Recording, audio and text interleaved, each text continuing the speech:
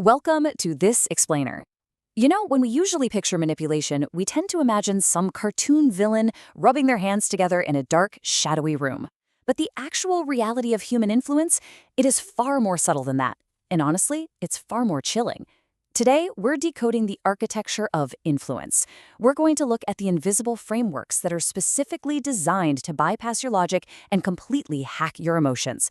Someone manipulated you today. Seriously, today. I know, it sounds impossible, right? It totally shatters that comfortable illusion we all have of total autonomy. But the truth is, everyday influence is hiding in plain sight. It's woven into your morning scrolling, your afternoon meetings at work, and even the casual conversations you're having over dinner. And the crazy part? You never even noticed it. The reason it flies under the radar is because real manipulation rarely actually looks like manipulation. It disguises itself. It wears the mask of harmless advice. It dresses up as deep, genuine concern. It sneaks right past your natural defenses purely because it doesn't look anything like a threat. Okay, let's dive into this. Because what if the most effective traps aren't set by some random strangers, but by the people you actually trust the most? The people closest to us inherently hold the keys to our deepest emotional vulnerabilities, and that makes their influence almost entirely invisible. Chapter 1. Emotional hijacking. The traps closest to home.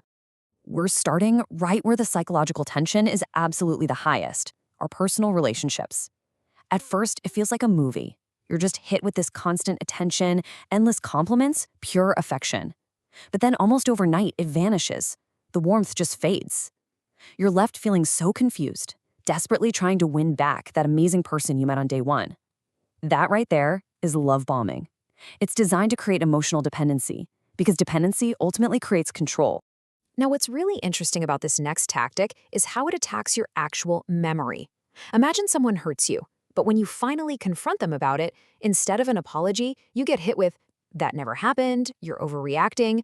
This is gaslighting. It's a highly calculated weapon meant to make you doubt your own reality.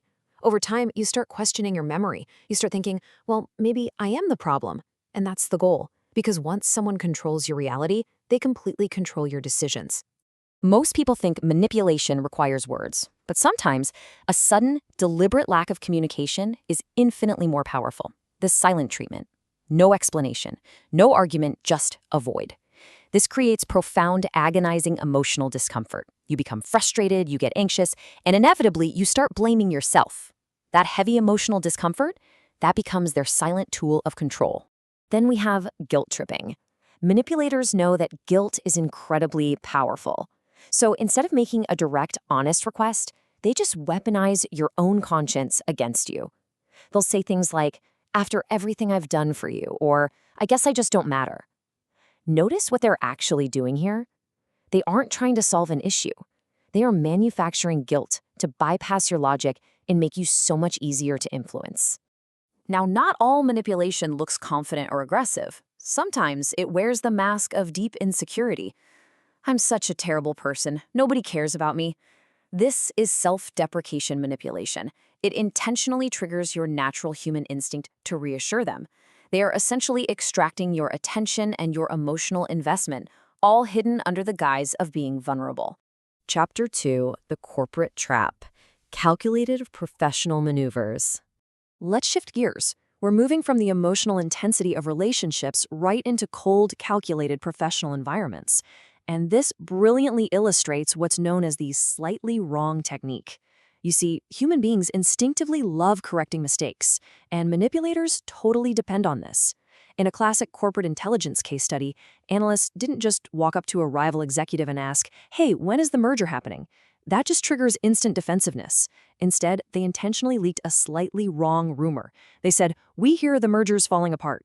The executive instantly snapped back, "No, we're closing on Tuesday." Boom. The information was voluntarily extracted without them ever realizing they'd been played. The absolute smartest manipulators out there, they don't explicitly tell you what to do.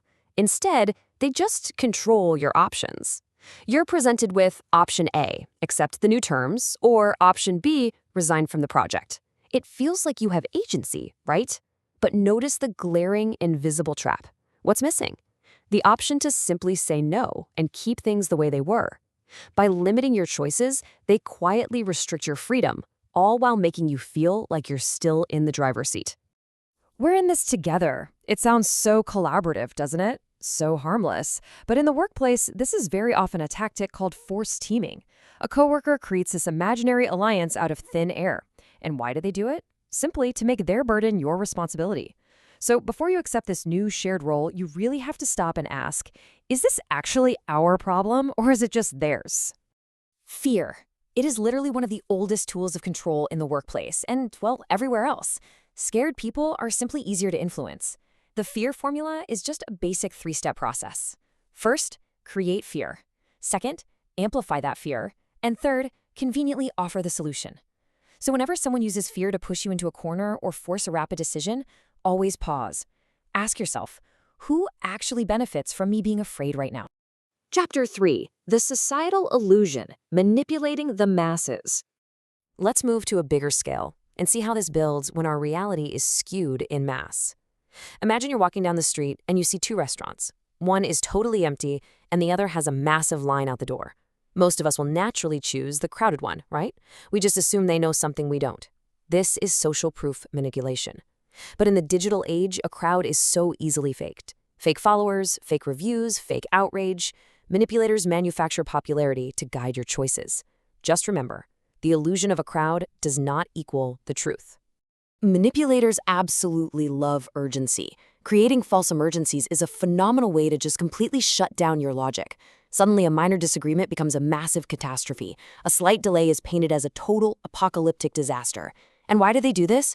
Because when your emotions rapidly rise, your critical thinking rapidly falls. You literally stop analyzing the situation and you just react. The shield of awareness, building psychological armor. We've uncovered a lot of invisible threats today, but the point of this explainer isn't to make you paranoid. It's to empower you to build real psychological armor. So the crucial point is, how do we stop it? Step 1, pause the interaction. Break that artificial urgency they're trying to create. Step 2, ask yourself, who actually benefits from my reaction right now? And step 3, reclaim your choice. Always remember that walking away or saying no is always an option. These 3 simple steps can instantly dismantle a manipulator's power because their whole game relies on your speed and your emotional compliance. The most dangerous manipulators out there don't look dangerous. They look completely normal. They look friendly. Sometimes they are literally the people you trust the most. That is exactly why understanding the architecture of influence matters so much. Not so you can go out and manipulate others, but so you can finally protect yourself. And that leaves us with one pretty chilling final thought. Now that you know the tactics, once you start seeing this hidden manipulation everywhere, can you ever truly unsee it?